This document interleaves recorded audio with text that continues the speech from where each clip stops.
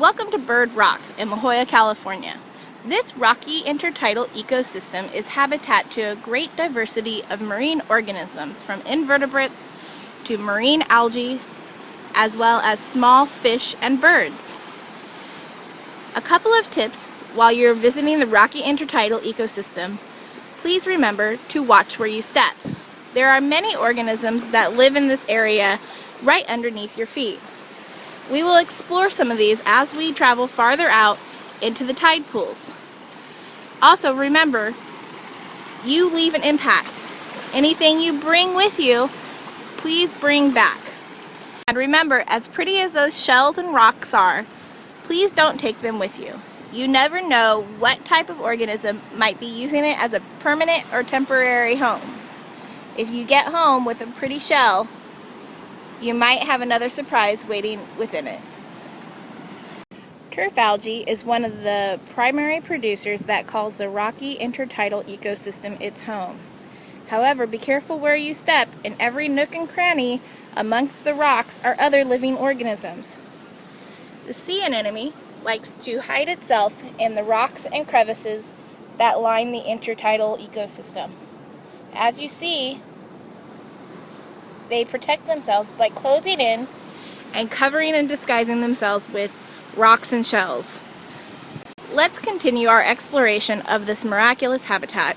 As we walk closer away from the spray zone, the highest zone in the rocky intertidal ecosystem, we can see the waterline getting deeper and deeper as we travel towards the ocean. As right now, the ideal time to come and visit the rocky intertidal ecosystem is during a low tide. Twice daily, this area of Southern California experiences a low tide. 2 high tides and 2 low tides in a 24-hour and 50-minute period is a diurnal tidal pattern. Every 2 weeks, the tidal pattern can have extremes on either end.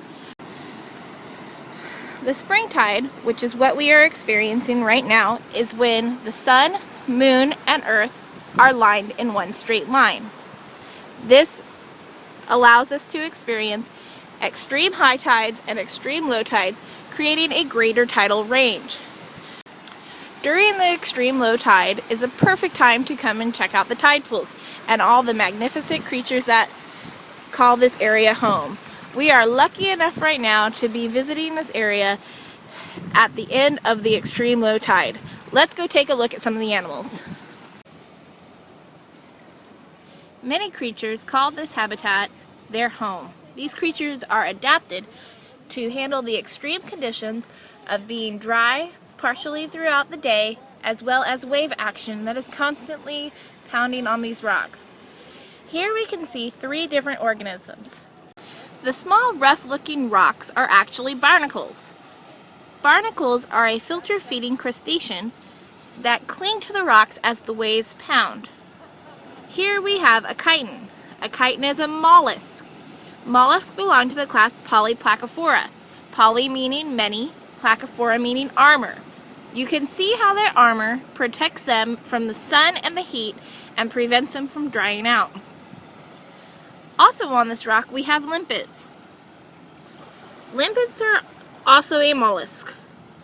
This mollusk stays completely covered and uses its mantle in order to cling tightly to the rock as it's being pounded by the waves. As we travel farther out onto the tide pool area, we can see how the organisms start to change. Periwinkle snails are another mollusk that cling tightly to the rocks so that they are not torn off by the wave action. Crabs, like the one seen tucked tightly in this crevice, hide in between the rocks to avoid the predators soaring overhead. This nice tight corridor provides protection and allows the crab to come out and scavenge for food later on. The tide pools get their name from the tiny pools of water that lie nestled in the rocky intertidal zone. As you have noticed throughout our journey, very little plant life lives within the rocky intertidal zone.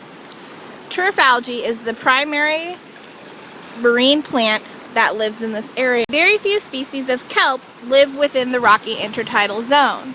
Having very limited sediment to sink its roots on, kelp constantly gets torn up and washed ashore in this area.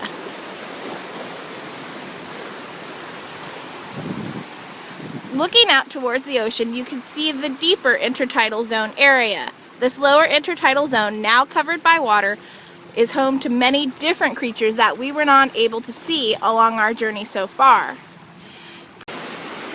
We are going to head back in so that we don't get stranded out on the tide pool. In just a short couple of hours, this entire area will be covered with water, all the way up to where the top of the rocks now sit. I hope you have enjoyed your quick tour of the Bird Rock Tide Pool.